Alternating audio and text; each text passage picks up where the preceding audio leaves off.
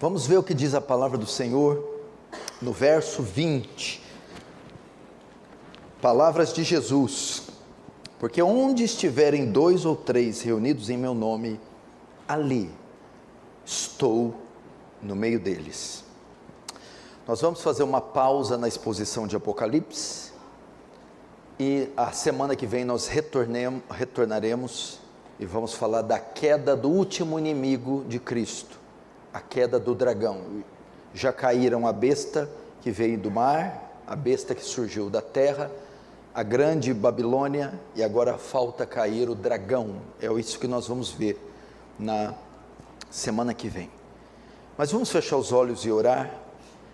Senhor Deus, ajuda-nos nas nossas fraquezas. Eu recorro a Ti, a Sua graça essa noite, porque eu sei que sem ela nada podemos fazer. Infelizmente, com o passar do tempo, temos perdido um pouco nossa identidade, nossa característica cristã. E os cultos e a vida cristã têm se tornado entediante, repetitiva e religiosa. Mas o Deus que aqui está, o Deus que assiste nesse local, é o mesmo ontem, hoje e sempre será. Ó Deus, por favor, eu te imploro, nos dê de novo aquela doçura dos primeiros anos, aquela ternura em te ouvir, em te ver, aquilo que eles chamam de primeiro amor, o encanto com o culto, o encanto com a igreja, o encanto com a escritura, o encanto com o louvor, o encanto com a fé. Que a nossa fé não seja algo secundário, como tem se tornado para alguns. Não. Ajuda a resgatar a paixão, o fervor, a singeleza, a simplicidade, ingenuidade cristã de outrora. Tira de nós as cisternas rotas que cavamos, que não retêm água, aquelas que deixamos, aquelas que tomamos no lugar do manancial de águas vivas. O Senhor, eu não tenho poder para fazer tal coisa, eu não posso ludibriar mentes e corações, eu não posso convencê-los que Tu é o mais formoso entre os milhares, se o Seu Espírito não fizer, que Tu és a pérola de grande valor, que tudo nessa terra, os tesouros, os ofícios, são refúgio, como Paulo diz, pelo conhecimento de Cristo Jesus, nosso Senhor. Oh Deus, nos faz novamente crianças, ingênuas, simples, singelas, despretensiosas, que têm como único objetivo honrar o Salvador. Tira os ídolos do nosso coração e as lealdades que infestam ele. Tire o brilho e o fascínio da feira da vaidade, desse mundo que tanto nos engana. Coloca nossos olhos apenas em Ti. Que Teu reino avance, que o Senhor receba glória para Si e nos conforme a Sua imagem. Em nome de Jesus. Amém.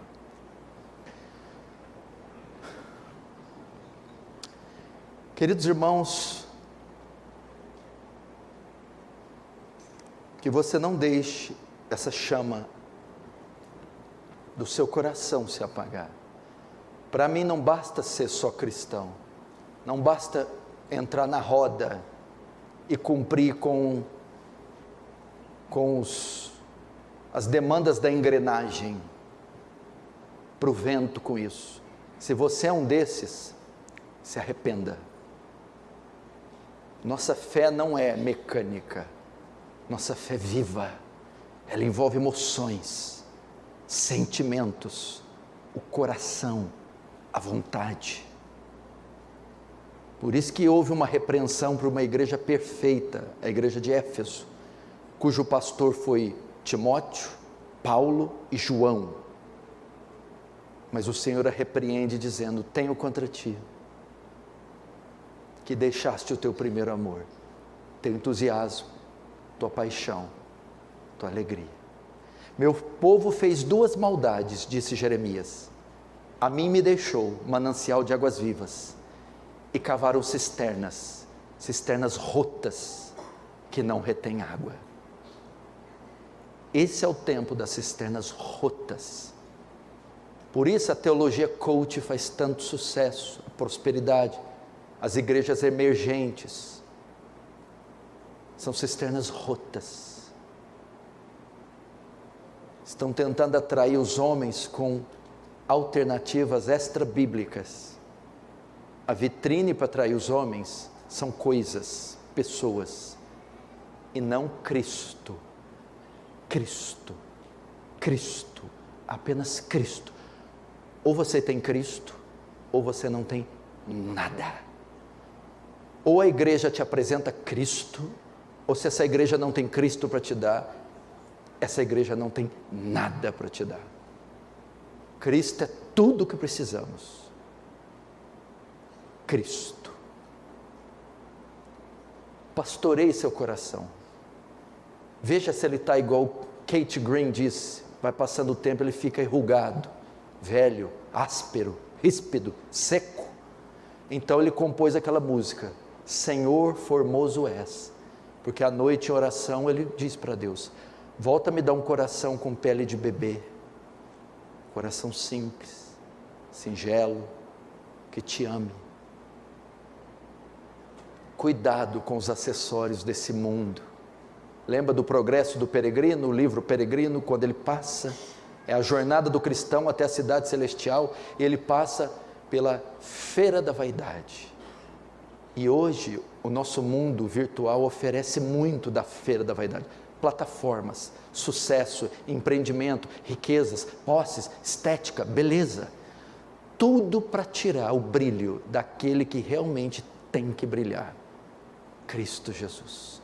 E como nós somos bobões, como nos fascinamos com farelos, com neblina, como nós nos fascinamos com as luzes desse mundo, com essas coisas que a traça come, a ferrugem corrói, o ladrão rouba e escava, e tiramos os olhos daquilo que realmente tem valor, Cristo.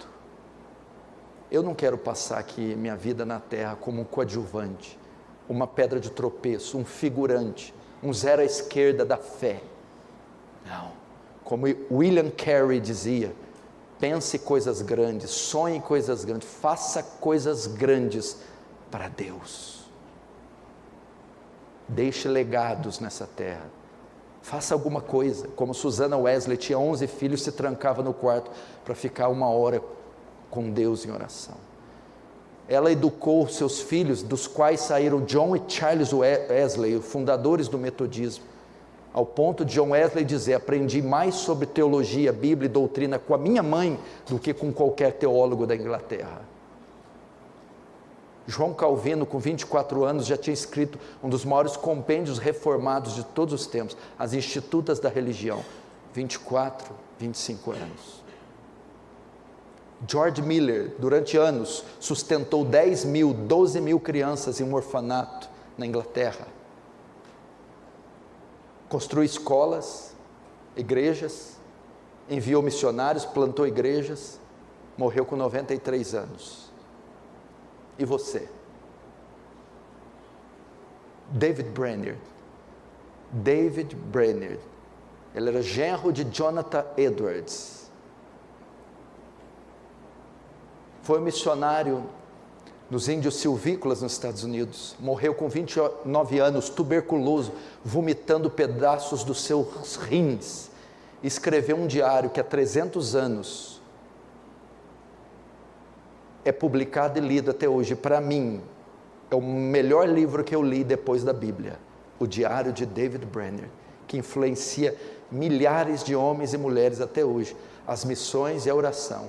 Eu aprendi a orar e jejuar com David Brainerd, que se gastou e se deixou gastar nas florestas americanas até morrer com 29 anos. Nossos jovens hoje não sabem nada de Jesus, nada de oração, nada da palavra de Deus, nada. Por isso que tem que exibir filmes para eles, porque senão chama para ficar o dia inteiro aqui orando e jejuando, para ver se vem alguém.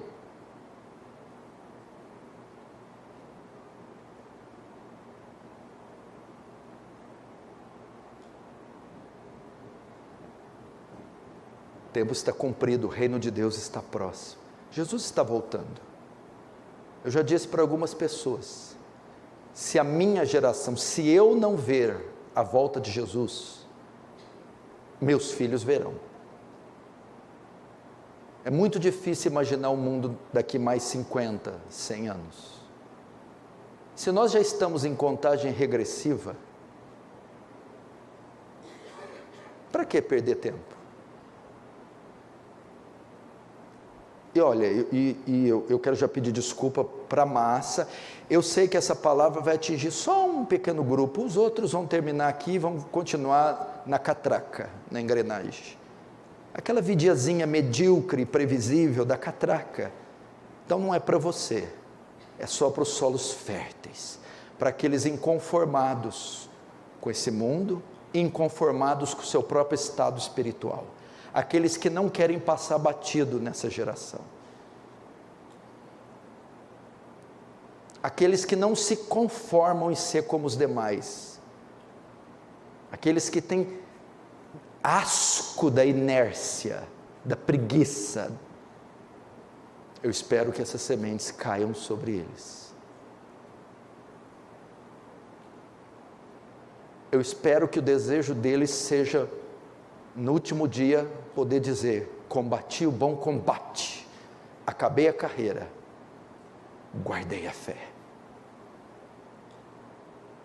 Estamos precisando de gente assim. Paulo disse: me gastarei e me deixarei gastar por vós. Me gastar, se gastar para o reino, para Cristo. Charles Studi dizia o quê? Uma vida só, e logo passará. E somente o que for feito por Cristo, permanecerá. Não juntai tesouros na terra, Jesus disse, onde a traça come, ferrugem corrói, ladrão escapa, mas juntai tesouros nos céus. Você está juntando tesouros nos céus? Qual a última vez você evangelizou alguém, trouxe alguém para o culto? Fez alguma obra? Passou o dia em oração e jejum? Acordou de madrugada para interceder por algum país, da janela 1040? Doou parte das suas economias para alguma obra missionária? O tempo está passando. Eu lembro quando o Paul Washer esteve aqui conosco na última vez, ele ficou aqui depois da conferência dos Cuns, 2, 3 dias, estávamos com ele, fomos com ele no escritório, fizemos algumas coisas com ele. Então quando estávamos com ele, ficávamos 20, 30 minutos sem fazer nada, ele já se levantava: tem alguma coisa para eu fazer para o reino aí? 20 minutos parado é muita coisa, o que podemos fazer? Visitar alguém, orar, gravar um vídeo, vamos?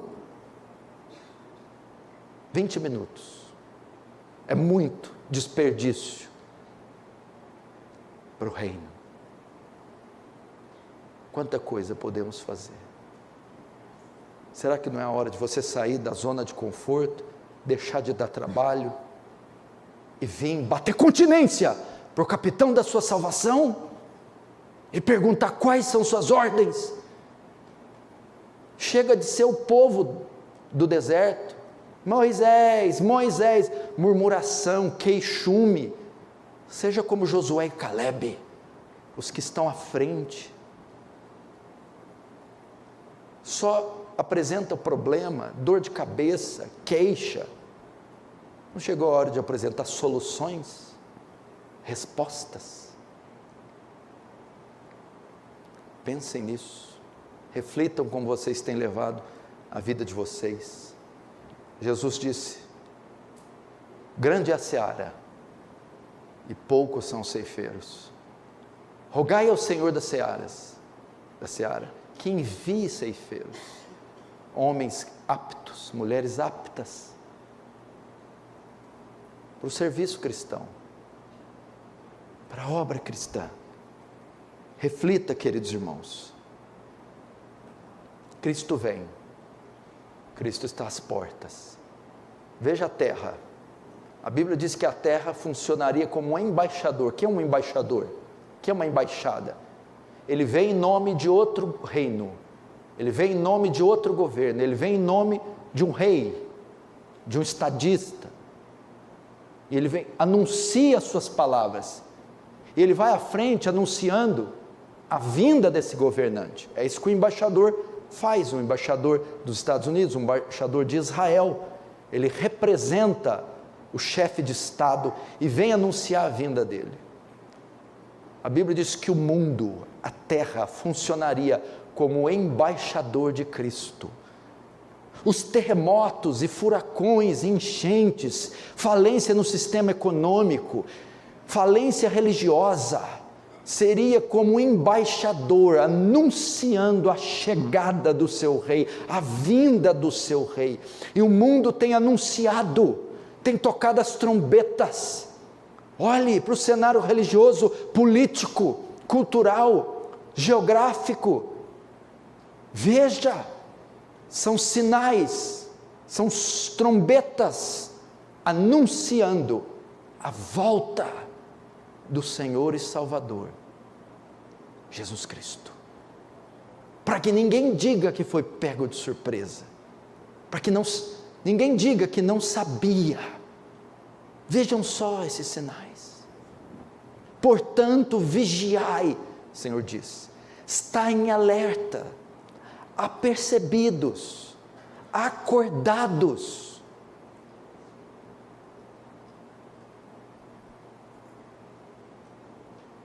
O que você está fazendo com esses sinais? Se preparando? Cada um de nós tem responsabilidade em tudo o que está acontecendo. Temos a nossa parte, o nosso papel em tudo o que está acontecendo. E eu estou aqui como um profeta, anunciando a você, clamando você que acorde e que viva a vida que Ele determinou que você vivesse. Ande de acordo com a luz que você recebeu, o conhecimento que você recebeu, a igreja que você está. Ande de acordo com estas verdades.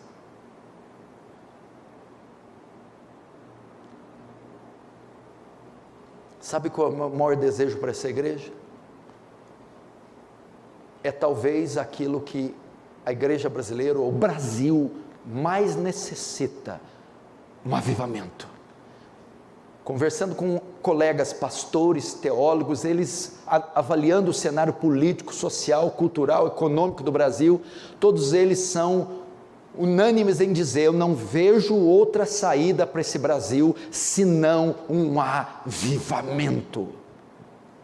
Um avivamento que possa alcançar e penetrar em todas as camadas da sociedade, que possa começar nas periferias e chegar até Brasília, até o Congresso Nacional. Mas o avivamento não começa pelos ímpios. Ímpios não são avivados, ímpios precisam ser convertidos. O avivamento não começa entre os pagãos nem nas seitas. O avivamento começa entre o povo de Deus. Quando o povo de Deus começa a ser dominado por uma fome por Deus, um desejo por Deus, quando o povo de Deus se desprende do mundo, se desprende dos brinquedos, dos jogos, das trivialidades, e se apegam firmemente no Senhor, na sua palavra, na igreja. E então esse avivamento que pode começar com pequenos focos, grupos de jovens ou grupos de irmãs, reuniões de oração com 20, 30 pessoas, de repente influenciam toda a comunidade, a igreja inteira está debaixo desse espírito, e aí esse avivamento vai além das quatro paredes, então ele alcança a sociedade ao derredor, caída. É isso que precisamos. As reuniões de oração estarem abarrotadas de crentes, as escolas dominicais não haverem lugares para as pessoas famintas pela palavra, famintas pela doutrina, famintas por teologia, famintas por conhecer. A livraria da igreja esgotada, não consegue dar conta da demanda que os crentes têm de ler, de criar uma biblioteca particular na sua casa.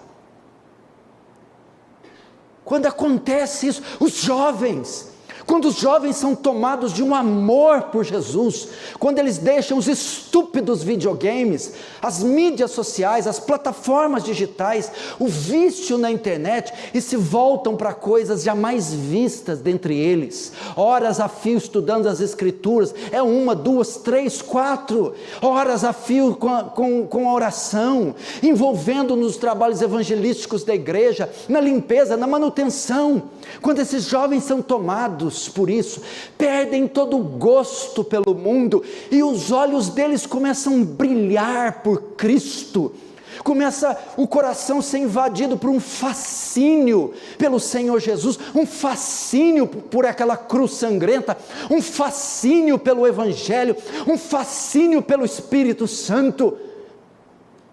Então se cumpre a palavra de João: jovens, eu vos escrevi porque sois fortes, porque já venceste o maligno, porque a palavra de Deus permanece em vós. Então nós temos na igreja homens como Sadraque, Mesaque, Abednego, Daniel, José, Davi. Esse avivamento, quando até as crianças são dadas as atividades espirituais, até elas se quebrantam, até elas começam a ler as escrituras, até elas começam a gastar mais tempo com Deus. Isso é avivamento, é fome de Deus, desapego do mundo. Veja quantos brinquedos nós temos, veja o nosso celular quanto toma o nosso tempo, veja quanto entretenimento, veja quantas plataformas de flicks que nós temos, a quantidade de jogos, de filmes, de entretenimento, a quantidade vasta que consome e traga, e os seus tentáculos imergem os homens e os deixam frios, secos, vazios, sem identidade. Os trabalhos, o glamour da fama, o glamour do status quo, o glamour do reconhecimento, vai sufocando, matando, suprimindo, e nós vamos nos tornando uma igreja nanica, sem expressão, fraca, pequena, miúda, que não tem expressão nenhuma, é só pomposa, estética, bela, bonita, mas é sem vida, sem fogo, sem amor, é oca, é mentirosa, é falsa, é fake. Falta vida, porque ela está fascinada, enamorada do mundo. Mas quando o avivamento vem, e ele é comparado a um fogo, é como fogo sobre o ouro, sobre a pedra preciosa, aquele metal vai se desprendendo de todas as impurezas, e aquele fogo desce, então as impurezas, os brinquedos, as luzes, os eletrônicos, os ídolos vão se derretendo, vão se desprendendo, vão se soltando, e aquele ouro é puro, ele só tem olhos para Cristo, ele só quer Cristo, ele ama Cristo. Avivamento. Agora já temos uma prova que nós não temos né? Porque nós estamos grudados nos metais. Já temos uma prova e não temos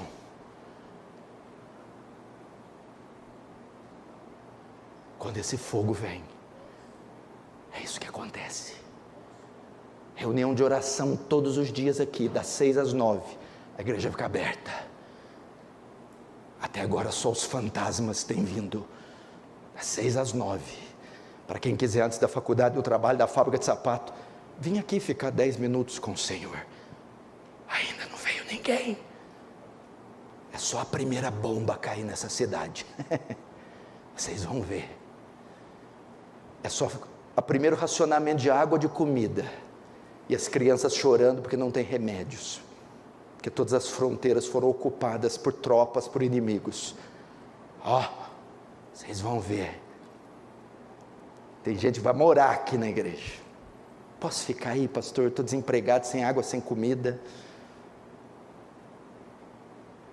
Eu não quero esperar esse dia.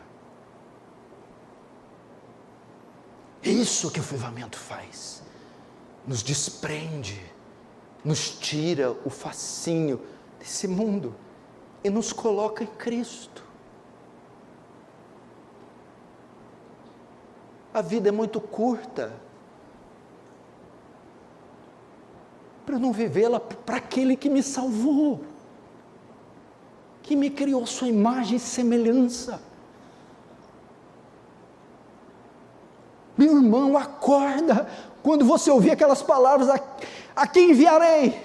Quem há de ir por nós? Responda, eis-me aqui, envia-me a mim. Eis-me aqui, envia-me a mim, enche-me a mim, toca-me, toca em mim. Então eu também acredito que não há outra solução senão um avivamento. Mas eu sei que não é obra da carne, não são apelos, não são imposição, pressão. O vento sopra aonde quer e como quer. Essa é a obra do Espírito Santo invisível. É uma obra invisível, inesperada, inexplicável, transcendente, soberana, sobre-humana. Eu espero que venha e nos desperte para essa realidade.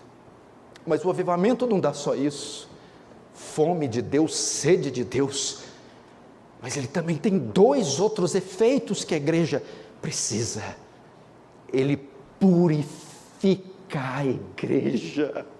Pecados são confessados em larga escala, os vícios são deixados, a imoralidade, a pornografia, sensualidade, luxúria, picaretagem, a safadeza são confessadas e Deus purifica. Documentos espúrios são rasgados, contratos falsos são desfeitos, alianças ilegítimas e ilegais são desfeitas. Há uma purificação. Os sótãos são abertos, os porões são abertos, e tudo é colocado no seu lugar. Nomes são limpos, dívidas são pagas, as tralhas imorais são incineradas, destruídas. A pureza nos olhos, pureza na mente, pureza nas mãos, pureza no corpo, pureza nos papéis, pureza nos documentos, pureza nos negócios, pureza nas relações, purezas nas sociedades, pureza. Há uma confissão de pecados, há uma convicção de pecados, coisa que nós não vemos mais.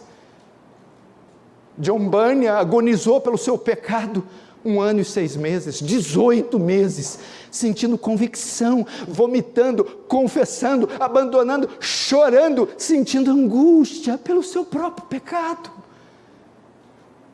Nós agora cultivamos pecados, temos pecados de estimação, fazemos concessões para certos pecados, convivemos em perfeita harmonia, mas quando o avivamento vem, ele nos divorcia do pecado, e essas amantes são ordenadas, são condenadas a ir embora.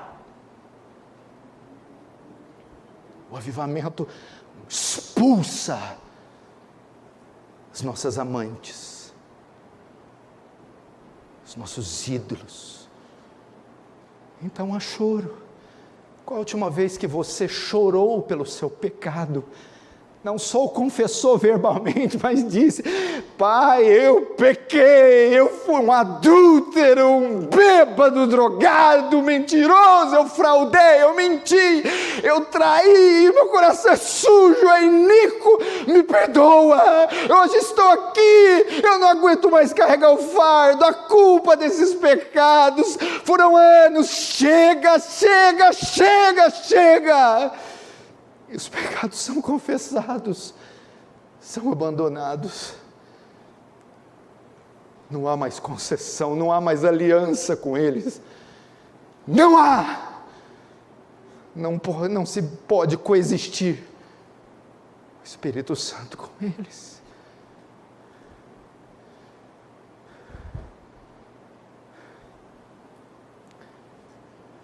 Pecados.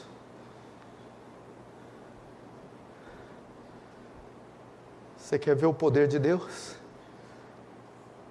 Antes de Deus derramar fogo no sacrifício de Elias, Elias encharcou o sacrifício com água, símbolo da purificação. Elias fez uma vala entre os cananeus, os adoradores de Baal, e Israel, separação. Só depois da separação e da purificação que fogo do céu desceu. Impureza, imoralidade, mentira. E aí, nós temos mais um resultado do avivamento.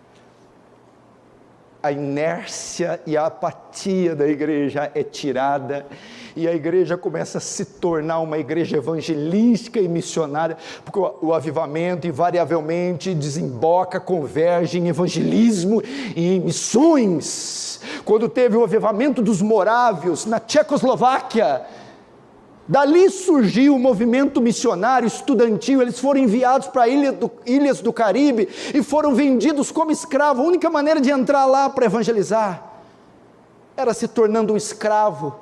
E esses jovens do condado do Conde Zinzendorf se oferecem para serem vendidos como escravos, e sendo escravos no Caribe, poder pregar para os escravos ali, naquela ilha. Por quê? Porque tudo começou no avivamento morávio. Evangelismo, missões. Termina com isso, porque o avivamento é contagioso. É contagioso, as pessoas saem do culto, elas têm necessidade de falar para as outras. Você precisa ir lá, você precisa ouvir o que eu ouvi, você precisa crer no que eu creio, você precisa ler isso aqui. Então elas convidam, elas ligam, mandam textos, mandam vídeos, mandam mensagens, elas oram, elas fazem lista de pecadores que elas querem que se convertam, e elas oram, e elas choram, e elas jejuam, e elas imploram, até que uma, ou pelo menos duas, ou quem sabe 3 delas, venham até o culto.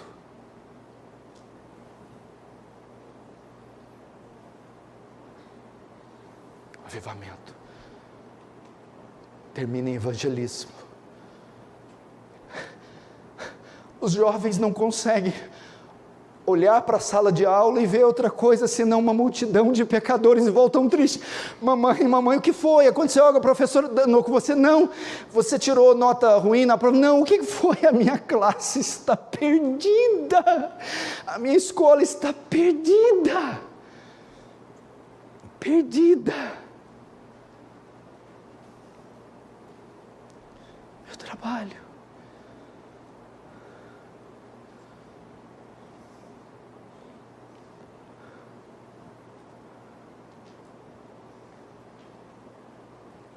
É disso que nós estamos precisando.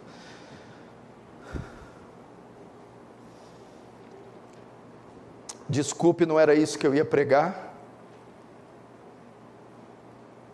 mas eu creio que era isso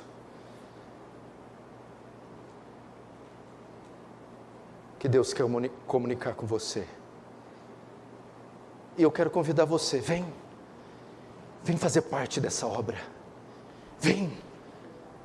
Temos projetos aí, temos um grupo de evangelismo que sai no meio das semanas, nas ruas e nos bairros, temos uma escola que cresce a cada mês, temos um projeto de construção de um templo para 1.500 pessoas, um seminário teológico batista, a sede de uma editora. Ajude-nos, contribua com oração, contribua financeiramente, contribua com limpeza, contribua trazendo pessoas. Vem comigo, larga os brinquedos, vem, larga os joguinhos estúpidos, vem, larga um pouco o lazer. Ah, pastor, tem que descansar, passear. Já descansou e passeou demais, chega. A Madre Teresa de Calcutá, a freira, disse, quando o repórter disse, madre, você precisa descansar, você está muito velha, ela disse, terei muito tempo para descansar na eternidade. Uma pagã dizendo isso, terei muito tempo para descansar na eternidade. Vem, jovens, se alistem, jovens, falem como Robert Moore McCheyne, jovens, o jovem que não era como os demais. Diga, eu não quero ser como os demais, eu me recuso a ser como os demais, eu não quero ser como os demais, pastor. Anciãos, idosos, senhoras, senhores, faça grupos de oração na sua casa, compre o Mapa Mundi e interceda pelos países desse mundo.